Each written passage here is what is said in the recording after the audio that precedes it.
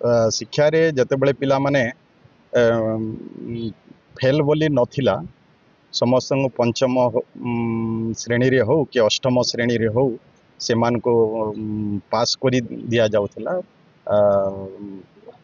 तेणु जहा फल रे पिला माने प्रकृत रे जो प्राथमिक शिक्षा जो प्राप्त करिवा कथा ठीक शिक्षा ग्रहण करिवा कथा से जना पड़ू नथिला।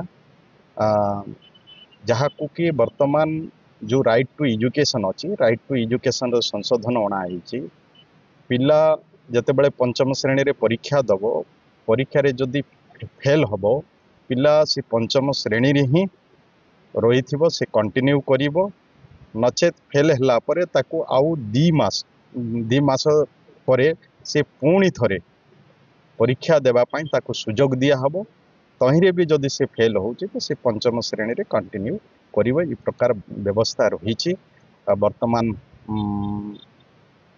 पास फेल रो व्यवस्था संशोधन आनिबा द्वारा ये व्यवस्था करा जाहिछि जहा फल रे पिला ठीक शिक्षा ग्रहण करि पारिबो एवं परवर्ती समय रे जतेबेले ऊपर क्लास को जीवो तो निश्चय ऊपर क्लास रे कौन अच्छी से श्रेणी रे से ठीक भाव रे बुझी पारिबार सक्षम हबो।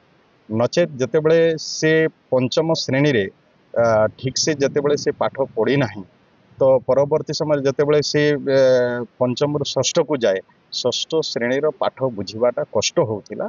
या द्वारा निश्चय शिक्षा क्षेत्र रे गोटे परिवर्तन आनिबो सुगम हगम ऊपर क्लास को जेते जाउथिबे सेतेबेले को से सब बुझी पारुथिबो एवं निश्चय तार जीवन रे परिवर्तन आसे।